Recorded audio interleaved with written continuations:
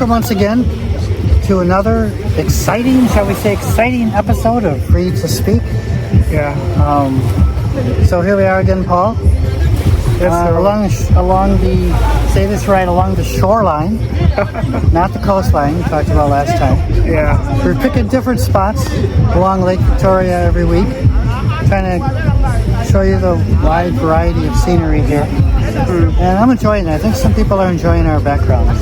So. Yeah, you know. But we're also enjoying our background. Yeah, we're both enjoying it. The reason we're in such places is because it feels relaxing. Yes, it does. You can probably hear the waves in the background hitting against the shore. So it's very relaxing to be around here. And it's very relaxing and wonderful for me to be able to hear the waves because I have an interesting story. We almost did not do a video this week because of health problems that I've been having. It's been quite a interesting week for me. Topsy-turvy. Topsy-turvy. That's kind of yeah. We can look at it that way. Do you remember when I told the story? I don't know how many weeks ago it was, but we talked about the medical system in Uganda and how the philosophy here is to solve problems and not treat symptoms, but the medical system in the U.S. is more designed to keep you coming to the doctor over and over and over again, or to treat everything with drugs because they see what they try to do is they treat symptoms rather than looking for the root cause of the problem. And I had shared a story about how when I first came to Uganda, within a few months, I went to a doctor about problems I've been having for, I don't know, a couple decades. And the doctor figured it out and solved the problem, and I haven't had any problems with it since. And I've been taking medication for this problem for at When you least... say a couple of decades, it's interesting. Yes. He's been here some time. Yeah, and I come here within 3 or 4 months of my coming to Uganda. A doctor figures out what's wrong, solves it. I've had no trouble since. And so I was praising the Ugandan medical system for having doctors that solve problems and look for the root cause of a problem so that you don't have to keep coming back to them so you can just live a happy life, right? Once again, it's happened. So I've had a problem. I'll tell you a little bit of details about this problem. With my left ear. Since I was about 18 years old. To where the ear keeps clogging up. And it started out I had to go in every year to get it clogged up. And I kept asking the doctors, the ENT doctors, ear, nose, and throat doctors, why is it always this ear? What's going on in What's this ear? ENT? ENT is ear, nose, and throat doctor. And I've had multiple of these doctors. And I kept asking the question, why does it keep happening in this ear, but this ear is not a problem? And then it various times I would have pain in the ear, very intense pain. And there was actually even a period of several years where there was intense pain that finally went away in about 2001, but I lived with it for years until the pain finally went away when I felt something like kind of snap inside. And I don't know, it was a weird experience. And then the pain went away, but they said they couldn't do anything about the pain. I'm like, okay. So it started out, I would come in about once a year to get it cleaned out, starting at the age of 18. Then it changed into 2 times a year. I'll tell you, I've had this problem 3 times over the last year, let's just say this. But I briefly went to the U.S. between December and March, and I saw an ENT in the U.S. and they cleaned my ears out then, but didn't solve the problem. So I've been having this problem since I was 18 years old, and when I have this clogging, I don't know if I'm dragging this on too long, but It's okay. when I have this clogging, my ear also starts to ring. And not just ring, but it screeches. It's like this high-pitched, irritating screech that is so loud it overpowers everything. Like if I'm in a crowd, I will hear the screech over the noise. If the screeching is so loud, for example, that I wouldn't even be able to hear The waves. So last night, I actually heard, I'll tell you about what happened, but last night, finally all this went away, and I could hear the crickets, and it was so wonderful, and I couldn't hear the crickets. So this past Sunday, and the ringing, when it happens, it comes out of nowhere. It just hits me suddenly. It doesn't gradually build. It just suddenly hits me. Sunday, all of a sudden, I felt or heard this loud screeching noise in my ear. I'm like, oh no, it's back. And the problem is this thing gets so oppressive when it happens that I can't sleep. Because what'll happen is I lay down and I try to relax in the silence of the night, and all I hear is screams. It's like someone is screaming in my ear. When I close my eyes and actually fall asleep, all that I hear is screams, and it forces me awake. And I can't sleep, so I went night after night after night. And I've had this happen many times in my life, and it's torture. I had this happen many times in my life. And, you know, I can't sleep because I can't sleep, and because I keep waking up, and I'm waking my wife up. She can't sleep, so I get more and more exhausted as time goes on. My wife gets more and more exhausted. Finally, on Wednesday, I saw an ENT in Kampala, and he looked in there and said, "I found the source of your problem. It's a fungal." He said it was a growth of fungus. So I have some sort of fungus infection. And he says what's happening is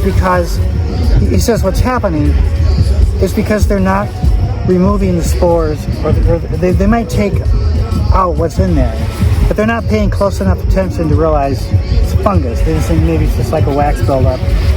They're not paying close enough attention. They're not trying to figure out what that is. So they just take it out.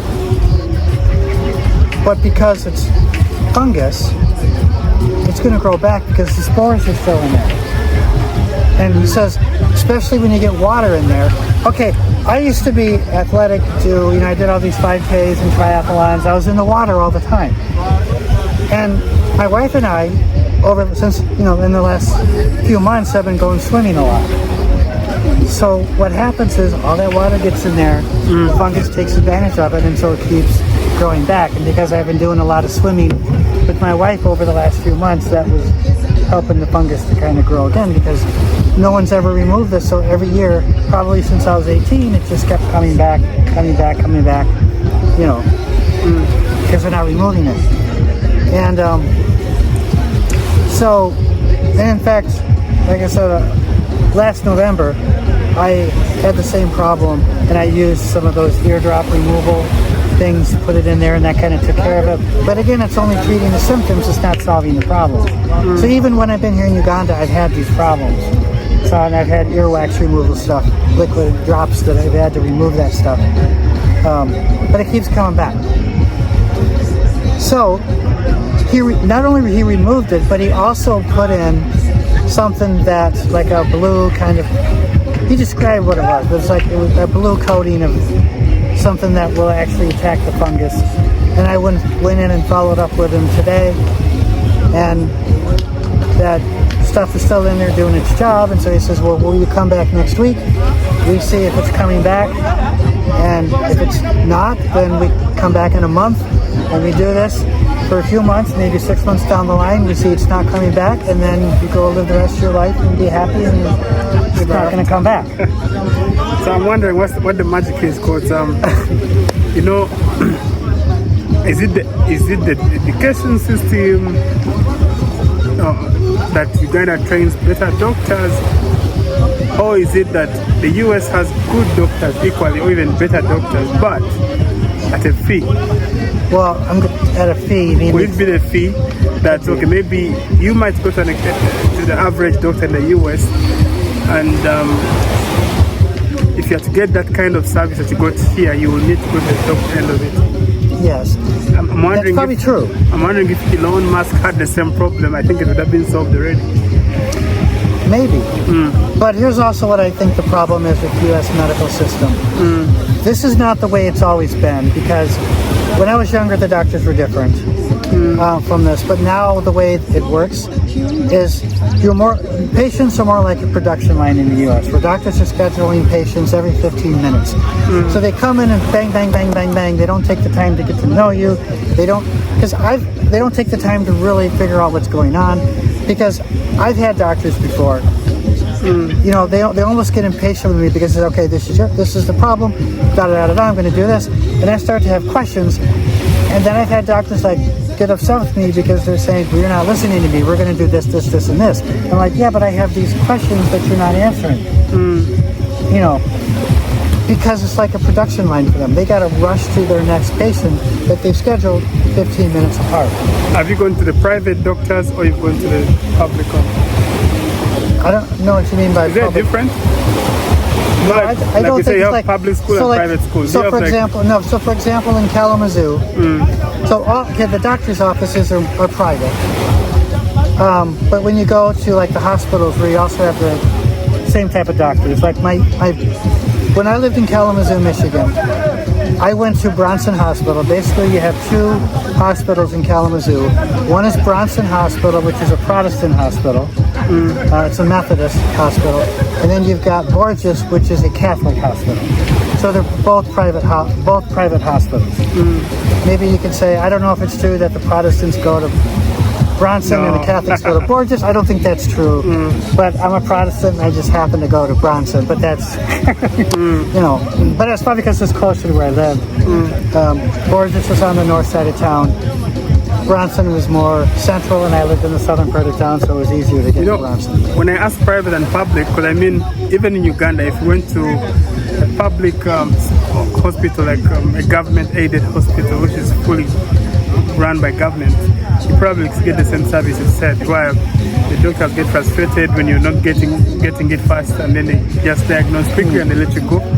Though when you book a private appointment with the same doctor in their clinic, they'll give you the attention you're talking about. Yeah. So I'm not that familiar. I mean, I always kind of thought of medical care in the U.S. as being private, but maybe some of our viewers, subscribers, can give some insights on that. I'm not really that familiar with public hospitals or public medical care, because most of the doctors I've been to are private doctors, all of them. But, you know, they have their own. Like the doctor I had when I first came to Kalamazoo, he actually went to the same church as me. He had a private office that I went to. And then he retired. And he still didn't give you that much time? Yeah, but he was old school. He retired, you know, maybe 15 years ago. And but he was old school. I would go in, he would take detailed notes, he would take his time, he was good.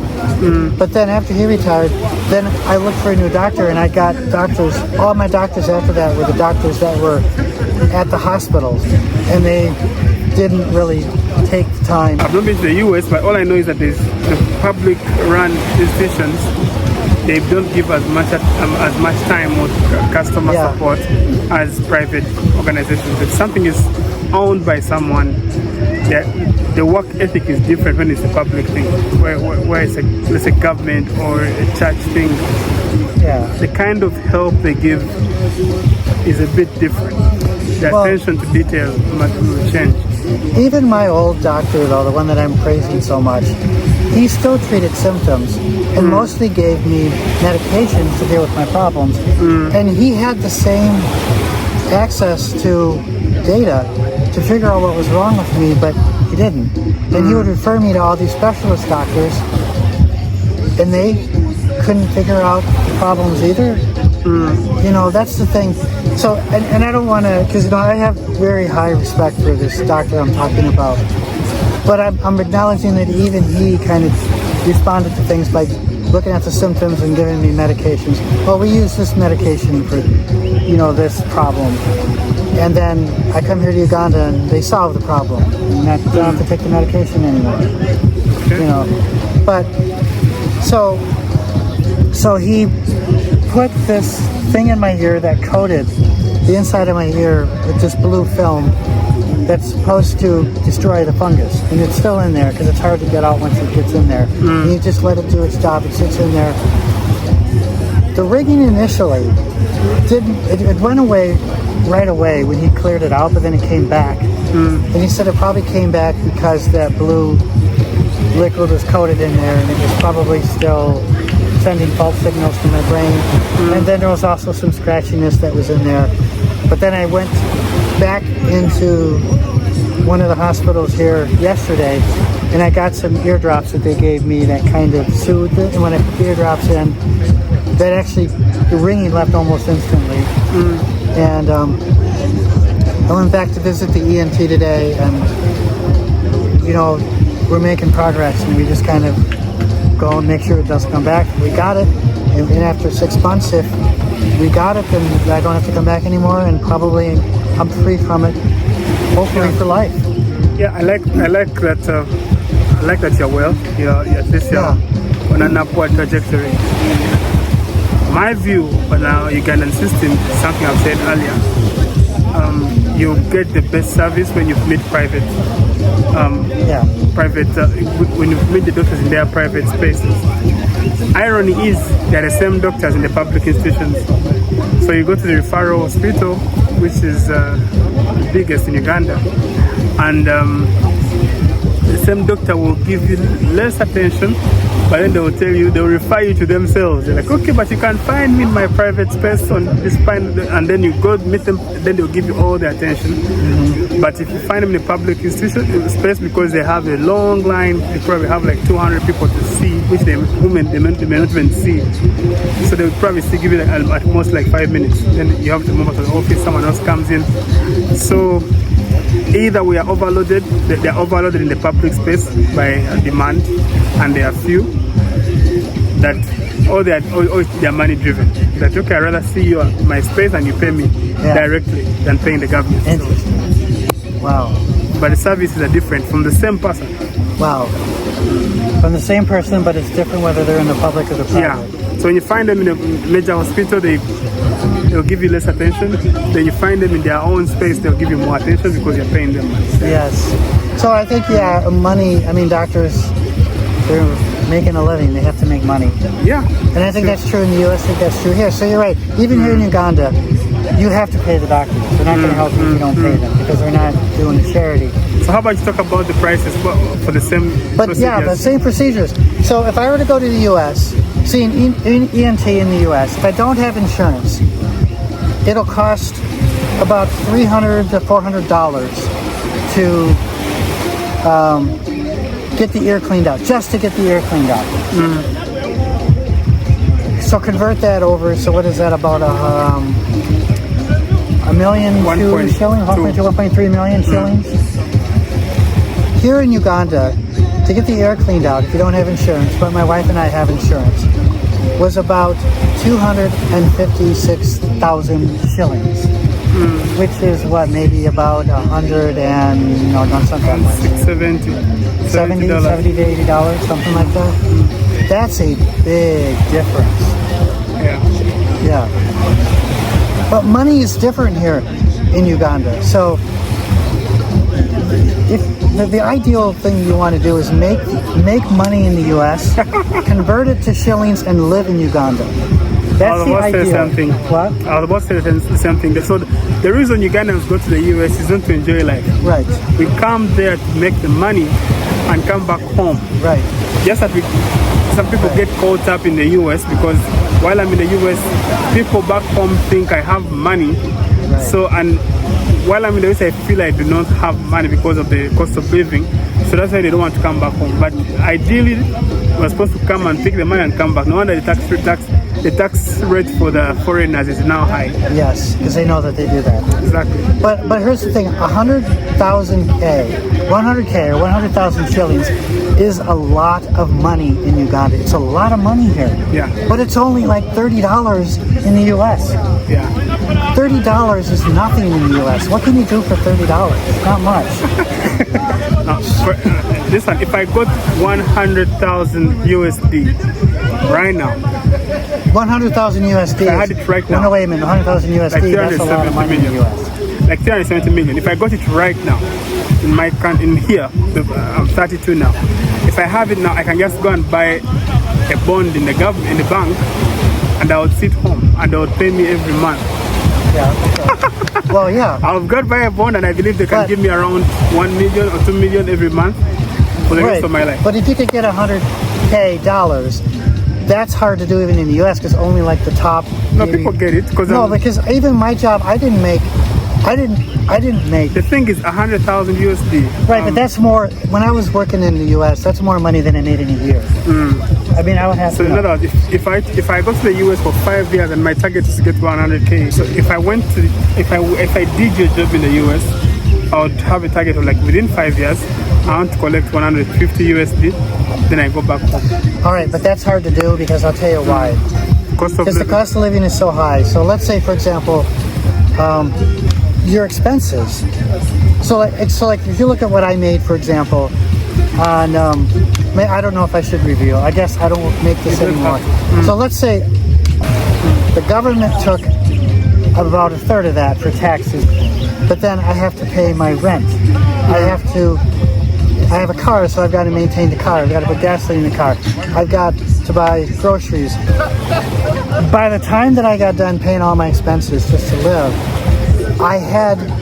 so what I began to do is I put aside something like $500 aside from what I made every month from my job. But after all of my bills and expenses, I've only got $500 left. So I'm putting $500 in the bank every month. So in order for you to save as much money, it's a long time, yeah. But remember, I did this over years and years and years. But that's hard. It's really difficult to save. And a lot of people in the U.S. just live paycheck to paycheck, and they're in debt. The average American is $19,000 in debt. You know. The irony is, on my side, I have a couple of people I went to school with, young men, and it's 26, 25, but they have connections in Uganda from the high places, and they get jobs in the US, and they get 95K a year. At 25, without even a master's degree. I don't know how they do it, but they have these jobs. It's hard to do it. I don't either because it's hard to do. They get it. Yeah, they get it. They come here and they're really balling, man. They're having. But I also know people. I also know Ugandans who are in the U.S. and who are struggling, and I know one particular person that is frustrated and wants to come back to Uganda because it's just too hard and it's to hard. make money. It's hard to make money. Maybe you know of examples of people who are doing it, but I would say that they I know both sides. I know people who are struggling, but usually the people who are struggling, the ones I know, they either didn't go to school enough or they are old. But the ones who went to school, they're doing well, most of them. So bringing this back to, how are we tying this back into the medical? I can't remember where we're going with this. We got off course. No, of course, when I talk about the medical, we said we are going to figures, and then we are talking about how much money comes, the cost of living. Yeah. Well, you mentioned like if you could have 100K, we're talking about the money differences because of the cost. But if you come up with 100K, you got to really have a high-end job to come up with that much money. You got to come up with it over years. And it's going to take you years. But that's why what you got to do, you start saving when you're young. And over a lifetime, you build up the money that you need. You know, that's how you have to do it in the U.S. You do this over a lifetime. You prepare for retirement over a lifetime.